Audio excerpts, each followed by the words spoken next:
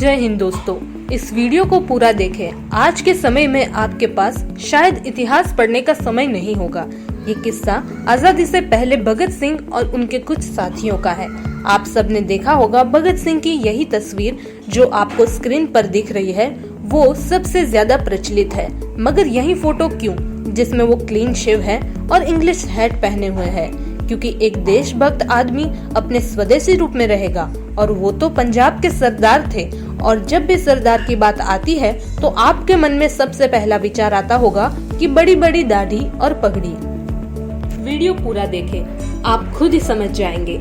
इस सब की शुरुआत होती है वीर लाला लाजपत राय जी के साथ। उन्होंने बहुत सारे बच्चों को मोटिवेट किया था देश की आजादी के लिए, देश के लिए खुद को समर्पित करने के लिए।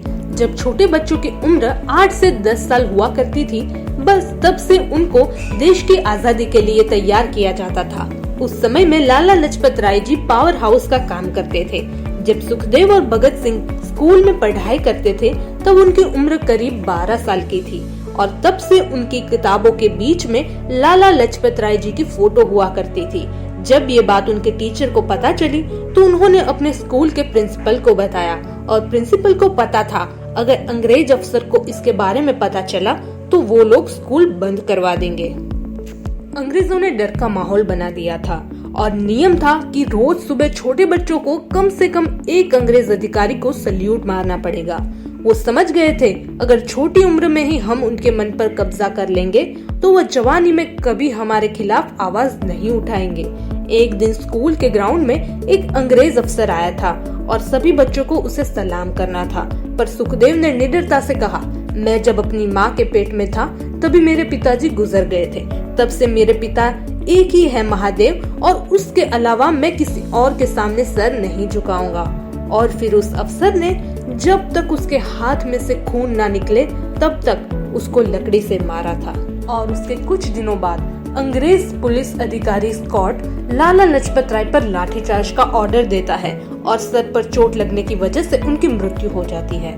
और जब लाहौर में उनका अंतिम संस्कार किया जा रहा था तब बहुत सारे लोग इकट्ठा हुए थे। कुछ लोग उनको फूल चढ़ा के श्रद्धांजलि दे रहे थे।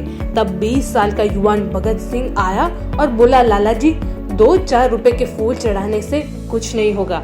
जब तक स्कॉट नाम के पुलिस वाले को मार ना डालूं, तब तक मैं सच्चा सरदार नहीं कहलाऊंगा, और वही आपकी सच्ची श्रद्धांजलि होगी।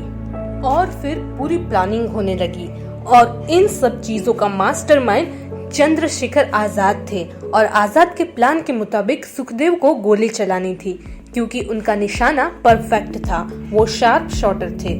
और एक दिन प्लान के हिसाब से लाहौर में स्कॉट को सुखदेव ने ठीक सर पर एक गोली मारी। उसके बाद लगातार 7 गोली भगत सिंह ने मारी, ये सोच के कि वो कहीं बच न जाए। और स्कॉट के साथ चरण सिंह नाम का कांस्टेबल भी था, मजबूरन उसको भी गोली मारनी पड़ी। और गोली मारने के बाद वो एक घर में जाके छुप गए, और कुछ दिनों बाद वहाँ पे हालात बिगड़ गए। पूरे लाहौर में कर्फ्यू लग गया, और ये ऐलान कर दिया कि सुखदेव, राजगुरु और भगत सिंह यहाँ से जिंदा वापस नहीं जाने चाहिए। और हर गली में उनकी फोटो लगा दी गई, और पूरे लाहौर को चारों ओर से कवर कर लिया था। दोस्तों, अभी ध्यान से सुनिए। कुछ दिनों पहले जब सब लोग एक कमरे में बैठे थे तब हथियारों की तैयारी कर रहे थे। तब भगवती चरण वोहरा नाम के एक क्रांतिकारी का बॉम्ब बनाने का काम था, और सभी लोगों के बीच में सिर्फ उन्हीं की शादी हुई थी, और उसने बॉम्ब बना लिया था। अब बारी थी उसे इस्तेमाल करने की, कि बॉम्ब बराबर काम कर रहा है कि नहीं। तभी सब लोगों के बीच में किसी ने मजाक में कह दिया कि भगवती चरण इसे चेक नहीं कर सकता, क्योंकि उसकी तो शादी हो गई है, अभी उसे डर लगने लगा है। भगवती चरण ने कहा, अब तो बॉम्ब मैं ही चेक करूंगा। और थोड़े दूर जाके ही उन्होंने बॉम्ब एक्सप्लोड करने गए, तब बॉम्ब की पिन उनके हाथ में ही अटक गई, और उनकी उसी समय बॉम्ब ब्लास्ट में मृत्यु हो गई।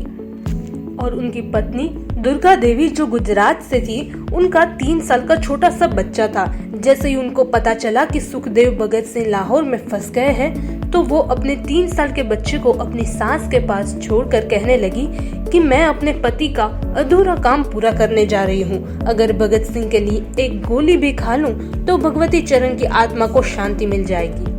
जब तक गुजरात की बेटी दुर्गा जी लाहौर जाए उससे पहले भगत सिंह सुखदेव के पास बाहर निकलने की कोई तरकीब नहीं थी, क्योंकि मास्टरमाइंड चंद्रशेखर आजाद उनके संपर्क नहीं कर पा रहे थे।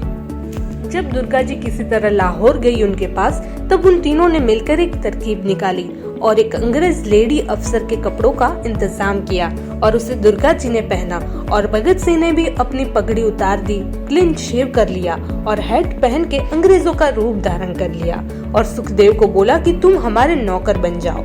और बस उस तरह वो लोग पुलिस के सामने से निकल गए और इतनी सारी पुलिस होने के बावजूद भी उनको कोई पकड़ नहीं पाया। और बस तभी से भगत सिंह के इस फोटो की चर्चा होने लगी। दोस्तों, हम उम्मीद करते हैं आपको ये सच्ची घटना अच्छी लगी होगी।